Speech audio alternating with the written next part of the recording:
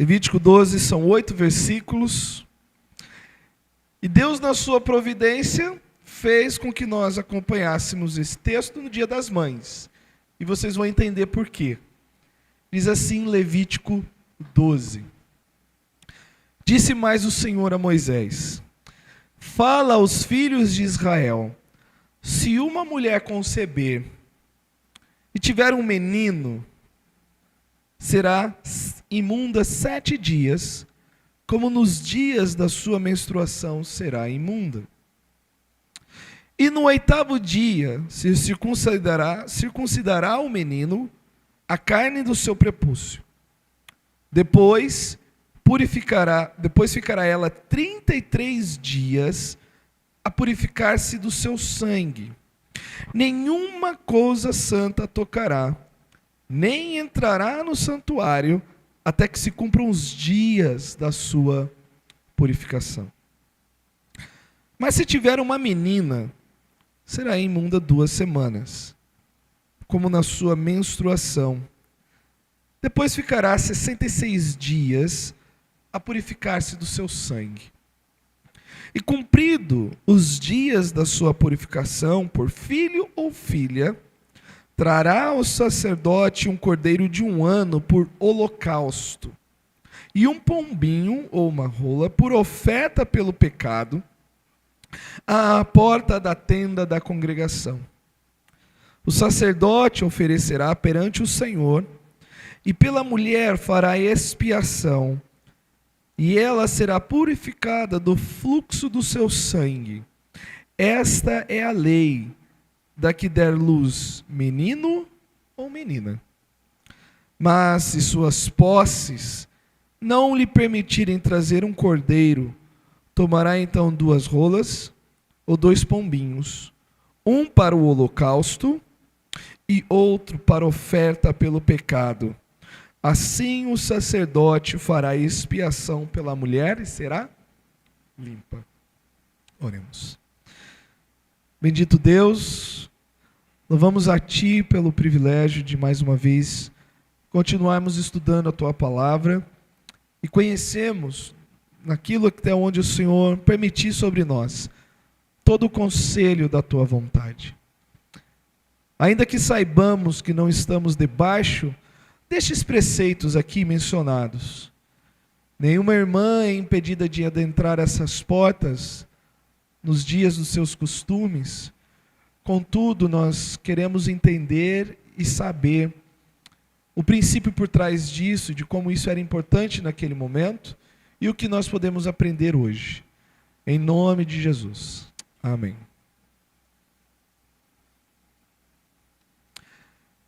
O que nós estamos vendo? Estamos estudando todo o livro de Levítico. Capítulo 10, o primeiro culto, o primeiro serviço, o primeiro dia de adoração oficial do povo de Israel naquela comunidade, naquela circunstância e naquele contexto. Os 2 principais atores que poderiam, ou que mediariam a aproximação do povo diante de Deus, desobedecem, não prestam atenção, eles falham. Eles não fazem conforme a prescrição do Senhor, e Nadab e Abiú ali são fulminados por Deus. E Deus deixa uma instrução muito clara para todos aqueles que estavam no serviço ao Senhor, que eles não deveriam beber bebida forte, porque eles precisavam ter consciência, percepção para discernir e observar o santo do profano, o limpo do impuro. E o que segue depois do capítulo 10, que é o capítulo 11, óbvio, são as prescrições que Deus começa a dar para que Israel entendesse o que era aceitável e o que não era aceitável diante do Senhor. Lembre, este povo passou, muitos nasceram e morreram numa condição de escravidão no Egito.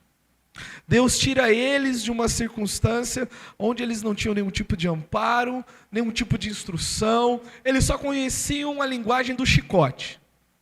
Este povo é trazido para adorar a Deus, e Deus, como um pai, está instruindo aquelas pequenas crianças em todos os assuntos a respeito dele mesmo. Por isso estas leis são detalhistas, pormenorizadas, abrangentes. Israel precisava aprender o que significa estar próximo de Deus, ou quais são as implicações de Deus estar no meio do seu povo. Então a primeira instrução que Deus passou foi o seguinte: olha, vamos começar pela sua dieta, por aquilo que vem à sua mesa. O que é aceitável? O que não é aceitável? O que pode comer? O que não pode comer? O próximo assunto agora é sobre o cuidado com as mulheres naquela sociedade. Deus demanda pureza. Os animais foram os primeiros selecionados por Deus para exemplificar a separação e consagração com a qual o povo de Israel deveria se dedicar ao Senhor. Novamente, nós estamos desse lado do oceano, nós não somos judeus, nós não estamos debaixo da lei de Moisés. Eu não quero saber disso. Não. Está na Bíblia, Deus tem uma intenção a nos ensinar com isso. O resultado na falha da observância dessa instrução é impureza ou contaminação. A palavra imunda hoje, aqui para o Ocidente, é uma palavra muito pesada. Você chegar em qualquer pessoa e falar, você é um imundo, é uma ofensa. Dentro daquele contexto, é um termo para designar alguém que não estava apto a aparecer no culto. Isso não tem um valor moral. Não tem um peso moral em descrever alguém. É uma colocação técnica que Deus usou para dizer o seguinte: olha, não está apto. Não é propício. Essa pessoa ela não pode estar diante de Deus. O que impedia, por exemplo, a adoração, que poderia ser prestada diante do Senhor por meio dos sacrifícios. No caso dos animais, o impedimento durava um dia. Se alguém tocasse no animal morto ou comesse um animal impuro, até o final da tarde aquela pessoa não poderia ir ao que era chamado tenda da congregação ou tabernáculo. Mas as coisas aumentam agora. Vai aumentando a proporção. Então, Deus, pela sua providência, aprove a Ele que no Dia das Mães meditássemos nesse texto. Eu, nesse capítulo, que trata dos cuidados cerimoniais para quem se tornou mãe em Israel naquele tempo. E que Deus nos ajude a ver com a percepção já apresentada nos sermões anteriores. E não com a percepção ocidental nossa, onde praticamente qualquer coisa relacionada a esse tema, às vezes é visto como uma opressão ou violência contra a mulher. Então nós vamos ver no decorrer do sermão que não é uma depreciação à mulher, não é uma categoria, ou inferiorizar a mulher, o que o texto está tratando, mas é uma forma de cuidar dela. No caso, a insistência divina ao ensinar o povo que a vida é uma vida vivida diante de Deus ou com Deus, que tudo no final passa pelo culto a Jeová. O que você come, coma na perspectiva de como que você pode adorar a Deus comendo. Se a sua família vai aumentar, faça na perspectiva de como que isso resulta para a glória de Deus. E Deus ele vai tocando em... Até se você ficar doente, que é o capítulo 14 que nós vamos ver, Deus permitindo semana que vem. Se alguém fica doente, veja na perspectiva de como que isso pode ser tratado diante de uma vida de adoração a Deus. Na vida, há coisas que podem ser evitadas e outras que não podem ser evitadas. Os homens poderiam evitar de tocar no animal imundo ou comer um animal imundo, mas naquela época não havia como evitar a gravidez de uma forma que não fosse não tendo relação. Os dispositivos que existem hoje não existiam naquele momento. Nem para se evitar o fluxo natural das mulheres, não existia naquela época. Tá? Há coisas que podem ser evitadas, há outras que não podem, e que naturalmente sobrevêm aos homens, mas que mesmo assim os impossibilitam de cultuar a Deus. Duas coisas bem simples para nós vermos aqui, são 8 versículos. Temos primeiramente as instruções para as mães, e depois nós temos o que era oferecido como sacrifício. Então, a primeira coisa que nós vamos ver é o cuidado após a concepção. Mulher teve filho, quais são os cuidados que deveriam se ter com ela? Então, os versículos 1 a 5 tratam dessa primeira parte. Deus deu orientações sobre como as mães em Israel poderiam proceder após a chegada de uma criança. Como que elas deveriam se comportar? Lembra, esse daqui é um livro de um ritual religioso. É vamos dizer, um tratamento de Deus, trabalhando no coração daquelas pessoas, de como que eles poderiam vir cultuar a Deus. Quem não tem uma mente voltada para Deus, ou quem não é de fato convertido, às vezes se esbalda em Levítico, tratando Deus das piores coisas. Está vendo? E quando chega aqui no capítulo 2, como é que um Deus que manda o ser humano ser fecundo, povoar a terra, em alguns casos, uma família grande era sinal da bênção de Deus, e a mulher que não tinha filhos era vista como alguém não agraciado. Como é que ele pode chegar na mulher agora e dizer que ela é imunda? Que ela não pode cultuar? A mulher, assim que tivesse desse luz, não poderia por um tempo determinado participar do culto a Jeová, em razão daquilo que é chamado hoje de resguardo. Aquele período onde ela está ali se recompondo do nascimento de uma criança. E uma das coisas que eu já de cara quero afirmar aqui, não há uma razão, além do que Deus estabelece aqui, que é muito clara, do porquê ela deveria ficar afastada do culto. Novamente, o termo imundo não tem uma conotação moral.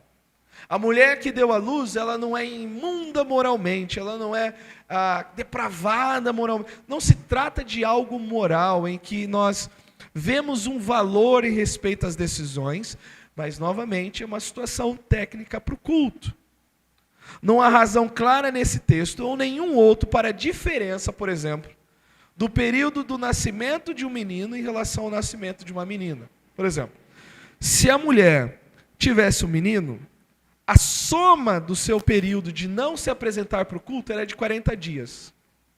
Lembrando que no 8º dia, se ela tivesse um menino, mesmo que ela estivesse, vamos dizer assim, inapta para o culto, ela ainda poderia ir ao templo, como a mãe de Jesus fez, apresentar o menino para ele ser circuncidado, conforme a lei de Moisés prescrevia.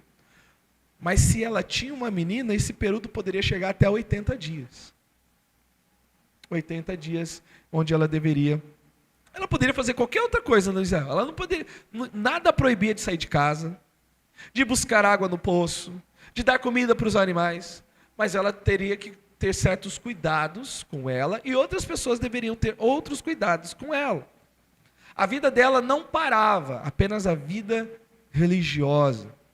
E lembre, para Israel, a vida era uma vida diante de Deus. Coisa que muitas vezes nós não captamos no nosso dia a dia. Deus está ensinando a Israel, desde quando eles paravam para comer, em todos os aspectos, aqueles que têm um pacto, uma aliança com Deus, a sua vida no todo é voltada para Deus. Infelizmente, talvez muitos de nós não percebemos isso. Achamos que a nossa vida para Deus é só no final de semana, ou numa quarta-feira. De que no trabalho não é um trabalho diante de Deus. Que no cuidado de casa não é um cuidado diante de Deus. Que no cuidar dos filhos não é um cuidado diante de Deus. Ou que Deus só é lembrado nas piores ou mais difíceis circunstâncias. Ixi, o que aconteceu aqui? Está querendo... Eita, nós. Meu esboço quis ir embora agora. Opa, voltou. Que bom. Não. Volta. Vamos lá. Ih.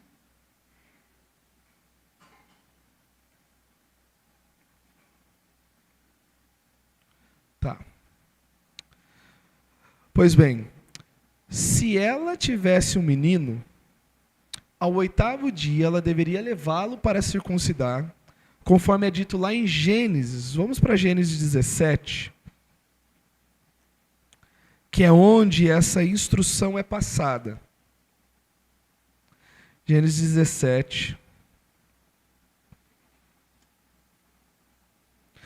Versículo 2 diz: farei uma aliança entre mim e ti, e te multiplicarei extraordinariamente. Quando chega no versículo 10, é dito o seguinte. Versículo 9. Disse mais Deus a Abraão: guardarás a minha aliança, tu e a tua descendência, no decurso das tuas gerações. Esta é a minha aliança que guardarei entre mim e vós e a tua descendência. Todo macho entre vós será circuncidado. Circuncidareis a carne do vosso prepúcio, será por sinal de aliança entre mim e vós. O que tem 8 dias será circuncidado entre vós. Todo macho, não é só o primogênito, todo rapaz que nascesse na família. Todo macho nas vossas gerações, tanto o escravo nascido em casa, como comprado, qualquer estrangeiro que não for da tua estipe, com efeito será circuncidado, nascido em sua casa e o comprado por teu dinheiro. A minha aliança estará na vossa carne e será aliança perpétua. No 8º dia, a mãe levava o menino até o templo, até o sacerdote, para que isso fosse lembrado. Olha, nós temos um compromisso com Deus. Nós lembramos desse compromisso na hora de comer, observando os animais que Deus nos deu para comer. Nós lembramos desse compromisso quando alguém chega à nossa família. E no caso, se fosse menina, né, ela ficaria 33 dias até que pudesse novamente voltar e fazer o sacrifício ao Senhor. E se fosse uma menina, ela teria que esperar o dobro. Qual é a razão para essa espera? Qual é a razão? Hoje, nós podemos ver claramente, entendendo o avanço da ciência, entender o cuidado que Deus estava tendo naquele momento. A razão apresentada por Deus está em algo chamado fluxo de sangue. Não é porque ela engravidou e deu um filho, e que por causa disso agora ela é mãe, e ser mãe é algo que não serve para Deus. Não. É algo que naturalmente ocorre com toda mulher, em que o corpo que se adaptou para receber aquela criança, agora ele vai se readaptar para a ausência de um corpo dentro dela. Estava lendo 2 artigos médicos, para poder entender melhor essa situação. A mulher tecnicamente chamada de puérpera, no período pós-parto, sai do centro obstétrico com sangramento. Nos primeiros dias, o fluxo é mais intenso e vai progressivamente diminuindo, podendo persistir por até 40 dias. As irmãs que já tiveram filhos sabem dessa realidade. O normal é se estender entre 15 a 20 dias. Puerpério, um outro texto, é o período após parto, até que o organismo da mulher volte às condições normais da pré-gestação. Assim, ele se inicia com a saída da placenta e termina com a primeira ovulação. Então, esse período que Deus está cobrindo, que os israelitas talvez não tinham esse conhecimento clínico, técnico preciso, mas Deus está dando. Olha, a mulher ela vai ficar de resguardo porque o seu corpo está voltando ao normal. E durante essa readaptação à normalidade pré-gestacional, haverá um fluxo de sangue, e nós sabemos como que Deus vê a questão do sangue. A vida está no sangue. Não deveria comer esse animal, por exemplo, que o sangue não foi derramado. Havia um cuidado nesse ponto. Sua duração, assim ele se inicia com a saída da placenta e termina com a primeira ovulação, que será seguida de menstruação. Sua duração costuma ser variável, especialmente por conta da amamentação. uma vez que esta bloqueia a ovulação. Assim, mulheres que amamentam têm puérpero mais duradouro. Por isso que em alguns casos, 40 ou 80 dias. Porque a mulher deu à luz, ela vai deixar o menino e a menina sem amamentar? Não, o corpo dela vai continuar trabalhando nesse ponto. Alguns consideram o período de 40 a 60 dias pós-parto, pois se acredita que nesta fase, todos os órgãos, exceto as mamas, já retornaram às condições prévias, independente da amamentação. Então, se você lê dessa forma, você entende o que Deus está falando aqui. Ela não é inferior, ela não é menor, ela não é imunda moralmente, o seu corpo está sendo cuidado por Deus. E há toda uma atenção, os homens que acompanham suas esposas no trabalho aí de cuidar das crianças nas primeiras semanas, sabem como isso é custoso. Já dar luz já é um esforço enorme. Não havia cesárea naquela época. Cesariana, né? Parto natural. Eu acompanhei os 2 partos com a Dais. Não senti nada. A Dais sentiu tudo. Mas eu estive do lado dela. Eu senti quando ela me mordeu de dor. Ela me deu uma mordida de dor, né? Quando a Sofia nasceu, estava com ela lá no Carmela Dutra? Aí estávamos lá no boxe, ela, eu não quero ter mais filho, eu não podia falar nada para ela, não era eu que estava sentindo dor, era ela. Eu falei, calma amor, vai passar. E vi depois todo o esforço ou a exigência que uma vida recém-nascida demanda de uma mãe. Quando foi a Liz deu 40 semanas, ela estava de perna cruzada dentro da barriga, ela não queria sair, ela falou, estou de férias aqui, não quero sair. Aí fez-se a indução ao parto, né, colocou lá um comprimido, e aí a dor veio com tudo. Daí não estava sentindo nada, nem contração, nem nada. E aí veio a dor. E aí nessa ela me mordeu de dor. Eu falei, não, agora o negócio está... Aí eu senti dor também. Me deu uma mordida na barriga, eu estava assim, ela estava sentada, eu estava com ela assim abraçada, ela mordeu minha barriga, eu falei, ih, agora veio. E a Liz nasceu. O corpo se adequa a isso. A vida muda depois que uma outra vida chega. E ela não ter que vir ao culto não a diminui, mas faz parte do processo natural. Deus está falando, há um processo a ser observado. Ela precisa ser cuidada. Num determinado ponto, num determinado momento, onde tudo voltar ao normal, ela pode retomar a normalidade da sua vida com Deus. Quando a gente lê, novamente agora voltando aqui para Levítico, o versículo 4 diz assim, ficará ela 33 dias a purificar-se do seu sangue. Não é dela ter a criança ter nascido, mas é do sangue. Versículo 5. Depois ficará 66 dias a purificar-se do seu sangue. Versículo 7. O sacerdote oferecerá perante o Senhor e pela mulher fará expiação, ela será purificada do fluxo do seu sangue. Portanto, a concepção não é um pecado. Ter um filho não é o que impedia a mulher de adorar a Deus, mas o fluxo de sangue.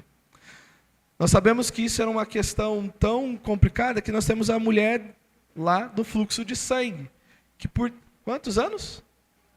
12 anos. Ela já tinha gastado dinheiro com todo mundo.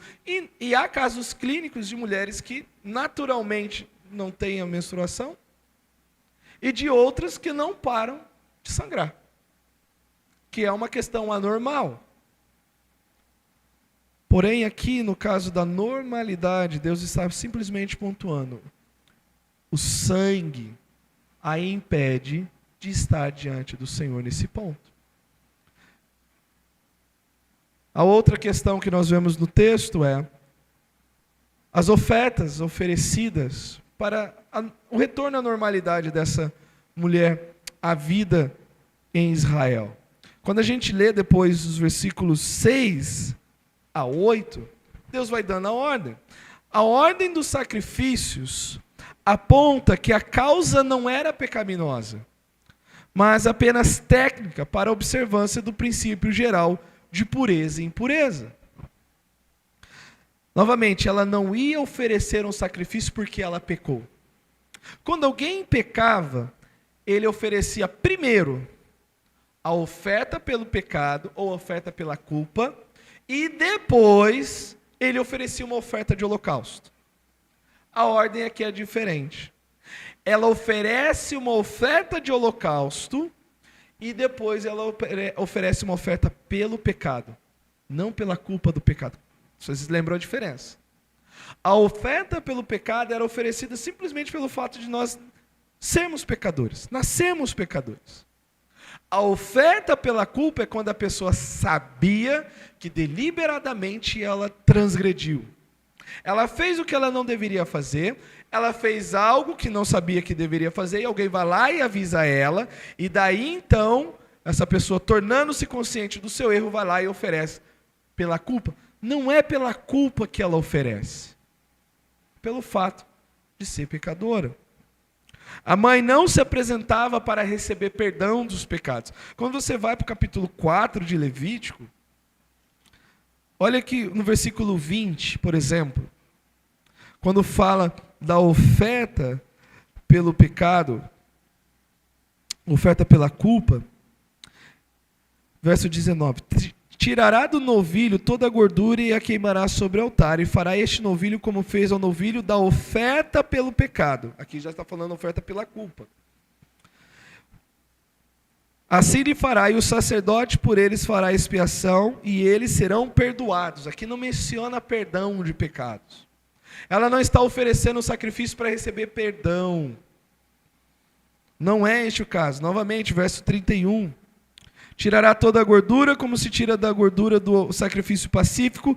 O sacerdote queimará o altar como aroma agradável ao Senhor. O sacerdote fará expiação pela pessoa, ele será perdoado. Poderíamos ler depois o 35, mas nós não precisamos. Essa mulher, ela se apresenta primeiro como oferta de holocausto, de dedicação, de consagração. Depois é pedido, é ofertado, oferta pelo pecado. Versículo 6, Levítico 12. E cumpridos os dias da sua purificação por filho ou filha, trará o sacerdote um cordeiro de um ano por holocausto. Aquela mulher entende que ela está se aproximando de Deus para reafirmar: Senhor, eu estou aqui totalmente para Ti. Como uma consagração. Não só eu, mas meu filho e minha filha. Verso 7. O sacerdote oferecerá perante o Senhor, metade do 6. E um pombinho ou uma rola por oferta pelo pecado à porta da tenda da congregação. O fluxo de sangue, neste caso, é expiado, é coberto, tornando apta para novamente se aproximar do santo de Israel e das coisas santas do Senhor. Lembra? Aonde ela sentasse, quem ela tocasse, ou onde o sangue caísse, aquilo seria considerado imundo. Essa preocupação some quando os dias são completados e ela é purificada diante do Senhor. Deve-se notar também que o sacrifício para os bebês do sexo masculino e feminino são idênticos.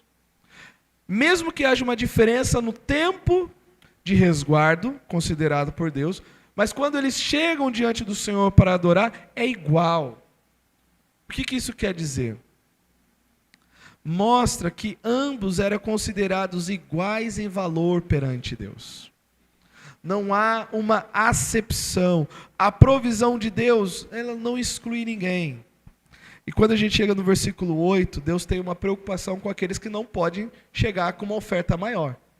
Lembra, a oferta aqui não é a conotação que algumas igrejas distorcem. Olha, estamos aqui oferecendo dinheiro para Deus. Não, a oferta era uma forma de se aproximar de Deus.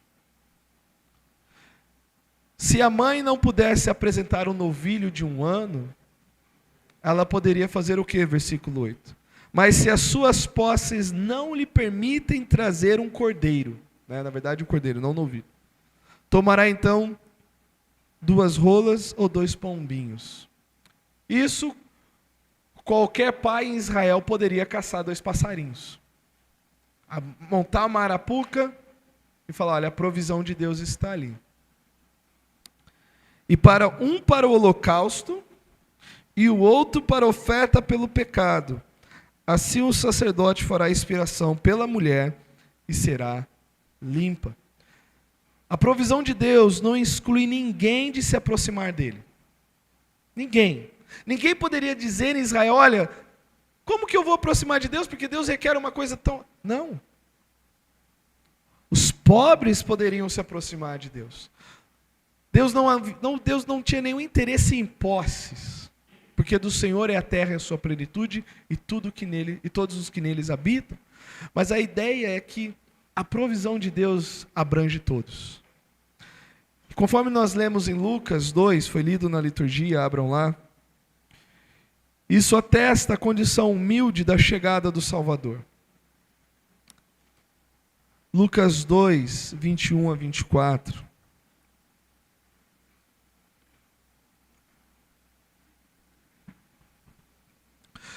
Quando Maria e José foram até o templo,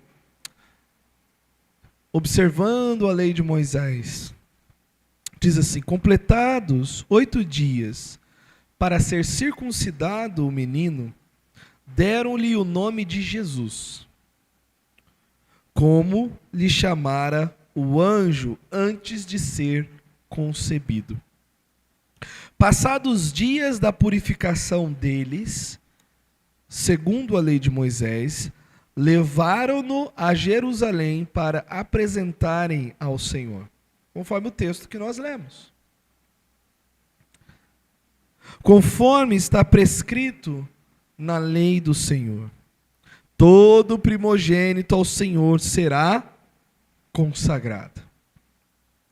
E para oferecer o sacrifício, segundo está escrito referente à lei, 1 par de rolas ou 2 pombinhos. Muitos eu lembro agora de um pregador doido que falou que Jesus era rico. Jesus tinha até casa na praia, ele chegou a afirmar. Mas o nosso Salvador, o Criador que tudo que existe, não apenas se humilhou ao se tornar homem, lembrando de Filipenses 2, mas também nasceu nas circunstâncias mais humildes na antiga Israel. Não tinha berço de ouro, deitou onde os animais comiam. No entanto, mesmo para os pobres, como os pais de Jesus, Deus foi gracioso, pois as ofertas mais modestas alcançaram o mesmo resultado. As ofertas mais modestas alcançaram o mesmo resultado. A nova mãe foi expiada e tornou-se limpa. Para nós, o que nós podemos aprender disso é que Deus cuida dos mínimos detalhes das nossas vidas. Mas isso serve-nos também de lembrança que nós devemos considerar a nossa vida diante de Deus nos mínimos detalhes. Não só naqueles que chamam mais atenção. Deus ele está interessado em cada ponto, em cada aspecto da nossa vida. Novamente, o texto que nós lemos não é uma forma de depreciar a mulher ou de vê-la como inferior apenas ao cuidado divino para com seu período de resguardo, em que o sangue está envolvido, e o sangue para Deus é algo muito importante. A vida está no sangue. Deus permitindo, semana que vem nós vamos ver o que acontecia com aqueles que naturalmente tinham alguma condição de saúde que os tornavam impuros, ou imundos, ou não aptos para o culto. Qual era a provisão de Deus? Vamos orar. Bendito Deus, amado Pai, mais uma vez agradecemos a Ti pelas mães que conosco estão nessa noite, com aquelas que nos acompanham pela internet. Agradecendo porque o Senhor tem dado graça para que cuidem dos seus filhos, tem dado sabedoria para instruí-los, tem dado ânimo, pois não é uma missão fácil. Em alguns momentos, há questões difíceis e pesadas de lidar. Mas que o Senhor revista as tuas servas com a alegria dos altos céus, para desempenharem com fidelidade a missão confiada a cada uma delas. Em nome do Senhor Jesus. Amém. Deus abençoe e até a semana que vem, se assim o Senhor permitir.